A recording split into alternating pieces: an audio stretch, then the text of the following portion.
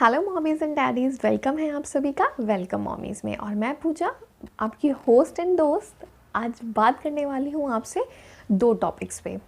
First, babies को बार बार cold and कफ क्यों होता है, एंड दूसरा, हम अपना 100% ऑलरेडी दे रहे होते हैं बेबी की टेक केयर करने के लिए, अगर उसके बाद भी बेबी गलती से बीमार हो जाता है तो हम खुद को ही ब्लेम करने लगते हैं कि हमारे कारण ही कहीं ऐसा तो नहीं हुआ। तो हम इन दोनों टॉपिक्स पे आज बात करने वाले हैं। वीडियो को शुरू करने से पहले अगर आपने अभी तक वेलकम मॉमीज़ को सब्सक्राइब नहीं किया है तो अभी वेलकम मॉमीज़ को सब्सक्राइब करें, बेल आइकन को प्रेस करें, क्योंकि वेलकम मॉमीज़ पे आपको पेरेंटिंग से रिलेटेड वीडियो मिलते ही रहेंगे। ओके, तो चलिए शुरू करते हैं। मॉमीज़, आप में से कितने लोगों ने ये सब चीज़ें सुनी होंगी, बिकॉज मैंने तो डेफिनेटली ये चीज़ें एक्सपीरियंस की थी कि नई माँ को ये नहीं खाना चाहिए, नहीं तो बच्चे को सर्दी लग सकती है। माँ को ऐसा नहीं करना चाहिए वरना बच्चे को सर्दी लग सकती है। माँ को ऐसे नहीं नहाना चाहिए या ठंडे पानी से नहीं नहाना चाहिए वरना बच्चे को सर्दी लग सकती है। हमने अपनी प्रेगनेंसी के दौरान या आफ्टर डिलीवरी ये सारी बातें बहुत बार सुनी होती हैं। यहाँ तक कि बच्चे को क्या खिलाना चाहिए, लाइक बच्चे को बनाना नहीं खिलाना चाहिए, दही नहीं खिलानी चाहिए ड्यूरिंग द विंटर्स। अगर आप खिलाते हैं तो बच्चे को सर्दी लग जाती है। लेकिन मेरे एक्सपीरियंस के अकॉर्डिंग मैंने ये रियलाइज़ किया, और फैक्ट भी है, कि माँ के कुछ खाने से या माँ के कुछ करने से बच्चे को सर्दी नहीं लगती है। ओके, होता क्या है, देखिए, ड्यूरिंग द डिलीवरी प्रोसेस, चाहे वो सी सेक्शन के थ्रू हो या नॉर्मल डिलीवरी हो, मदर का बहुत सारा ब्लड लॉस होता है। बॉडी ऑलरेडी बहुत वीक हो जाती है, इम्यून भी बहुत वीक हो जाता है। तो एक्चुअली माँ अगर ठंडे पानी से नहाती है या अपने आपकी टेक केयर नहीं करती है, खुद को वार्मथ नहीं देती हैं, मतलब अपना ध्यान नहीं रखती हैं, तो माँ को सर्दी लगने के चांसेस बहुत ज़्यादा हो जाते हैं। ओके, अब माँ को जब सर्दी लगने के चांसेस बहुत ज़्यादा हो जाते हैं तो बेबी सबसे ज़्यादा कांटेक्ट में आता है अपनी मदर के। ओके, तो आपको जो वायरल इन्फेक्शन हुआ है या आपको जो कोल्ड कफ है, वो इन्फेक्शन आपकी बेबी में ट्रांसफ़र होने के चांसेस बढ़ जाते हैं। तो डायरेक्टली आपसे, आपके कुछ खाने से या आपके ठंडे पानी से नहाने से बेबी को ठंड नहीं लगती है। लेकिन हाँ, अगर आप ठंडे पानी से नहा लेती हैं तो आपको ज़रूर सर्दी लगने के चांस होते हैं, और वो सर्दी या वो कोल्ड एंड कफ आपके बेबी में ट्रांसफ़र होने के चांसेस हो जाते हैं। पहली बात ये रही। दूसरी बात, हमने बार बार ये सुना होगा, आपने ये बार बार सुना होगा कि माँ को बाल धोने के बाद इमीडिएट अपने बेबी को फीड नहीं कराना चाहिए। मैंने तो ये बहुत ही बार सुना है। अगेन बात वही आती है कि पहले आप अपने आप को सुखा लें, मतलब अपना ध्यान रखें। दूसरा, हमने बहुत बार सुना है कि बच्चे को आप ऑरेंज नहीं खिलाएं, दही ना दें, बनाना ना खिलाएं, इसके कारण आपके बच्चे को सर्दी लग सकती है। देखिए, इसमें दो बातें होती हैं। एक तो ये चीज़ें देने का एक करेक्ट टाइम होना चाहिए। डेफिनेटली आप लेट इवनिंग्स में अगर बच्चे को ये इंट्रोड्यूस करते हैं तो कहीं ना कहीं थोड़ी सी प्रॉब्लम क्रिएट होने के चांसेस हो जाते हैं, क्योंकि ये सारी चीज़ें तासीर में नेचर में ठंडी होती हैं। और आप आफ्टरनून के टाइम, लंच टाइम के टाइम पर अगर दही, बनाना, ऑरेंज या कुछ भी इस तरह की चीज़ें अपने बेबी को खिलाते हैं तो कोई प्रॉब्लम नहीं होती है। दूसरी बात यह है कि अगर बेबी को ऑलरेडी सर्दी लगी हुई है, उसको ऑलरेडी कोल्ड एंड कफ की प्रॉब्लम है, उस सिचुएशन में आपको बेबी को दही, बनाना, इस तरह की चीज़ें नहीं देनी चाहिए, क्योंकि उस समय बेबी को गर्म चीज़ों की ज़रूरत होती है, और ये सारी चीज़ें नेचर में ऑलरेडी ठंडी होती हैं। तो ऐसा बिल्कुल भी नहीं है कि माँ के कुछ खाने से बच्चा बीमार हो जाएगा या माँ के कुछ करने से बेबी को ठंड लग सकती है। ओके, अब हम बात करते हैं कि बच्चे को बार बार कोल्ड एंड कफ क्यों होता है। देखिए, इसके बहुत सारे कारण हो सकते हैं। ओके, बेबी जब इस वर्ल्ड में एंटर करता है तो वो भी यही सारी चीज़ें सर्वाइव करता है जो ऑलरेडी हम कर रहे हैं। बेबी भी इस सेम एयर में ब्रीथ करने वाला है जिसमें आप कर रहे हैं। Same amount of pollution, smoke, fog वो इनहेल करने वाला है जो हम कर रहे हैं।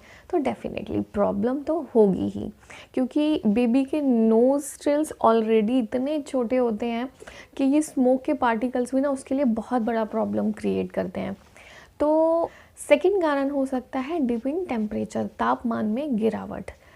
अचानक से तापमान में चेंज होना, ये कोल्ड एंड कफ का एक बहुत बड़ा कारण होता है।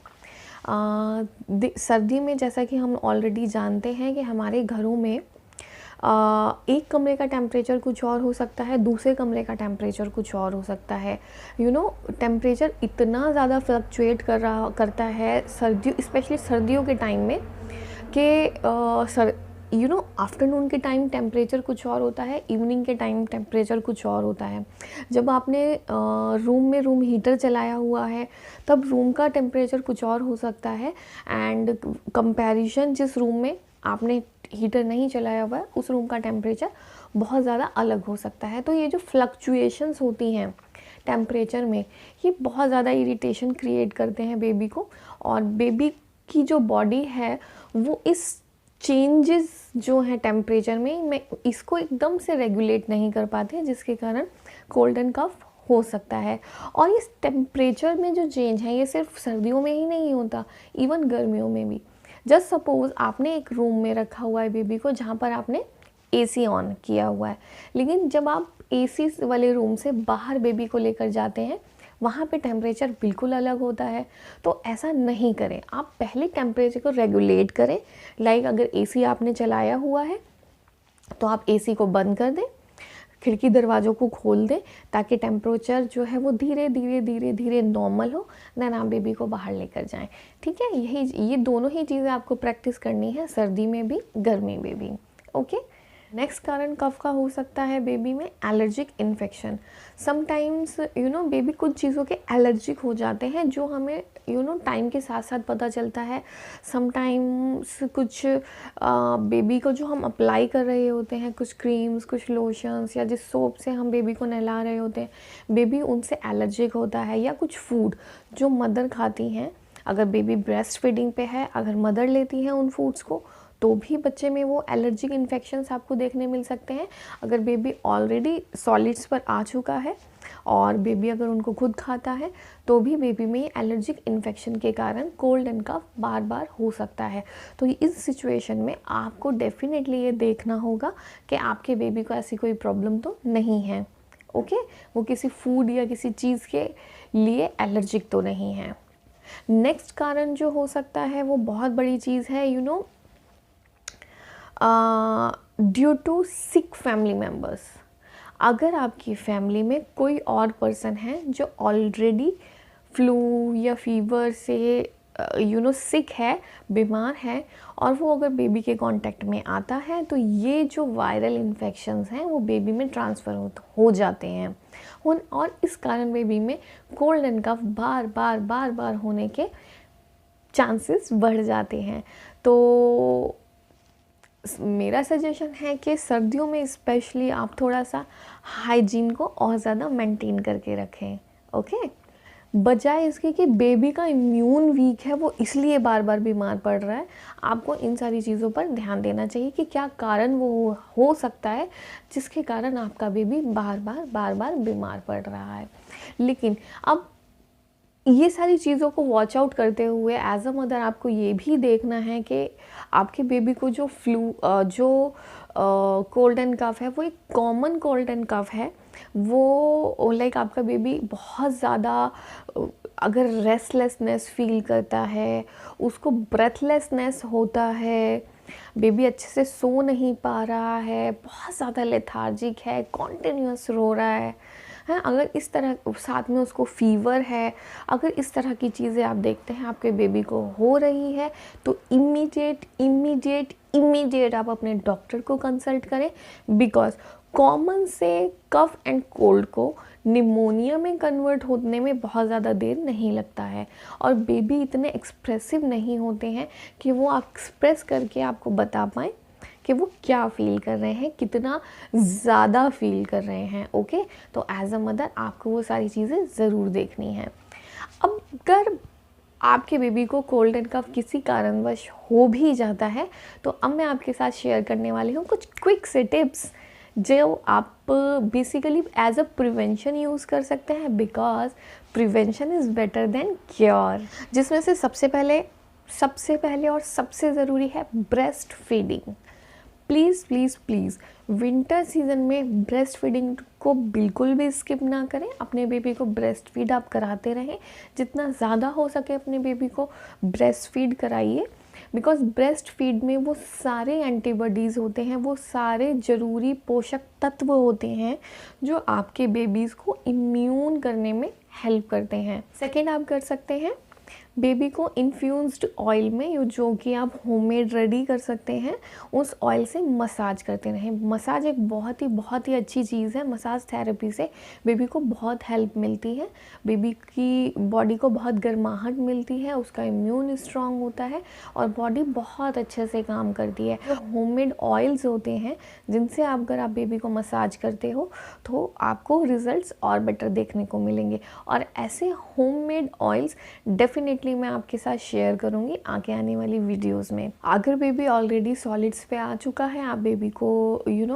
इंट्रोड्यूस कर सकते हैं कुछ हर्बल ड्रिंक्स, लाइक आप बेबी को सेफ्रॉन और हल्दी मिल्क दे सकते हैं। अलग अलग तरह के सूप्स आप बेबी को दे सकते हैं, वेजिटेबल सूप और चिकन सूप कोल्ड एंड कफ में बहुत ही ज़्यादा फ़ायदेमंद होता है। इसके अलावा आप बेसन का शीरा, हॉट चॉकलेट, कुछ इस तरीके की हर्बल मिल्क्स हैं, आप अपने हर्बल ड्रिंक्स हैं जो आप अपने बेबी को दे सकते हैं।